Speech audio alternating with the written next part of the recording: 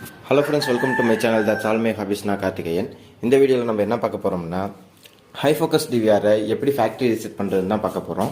இது வந்துட்டு எக்ஸ்விஆர் டைப், அதாவது தவால்ங்கிற பிராண்டில் வர்ற எக்ஸ்விஆர் டைப்லேயே வர்ற ஒரு மாடல் தான் இந்த ஹை ஃபோக்கஸ் டிவிஆரும்.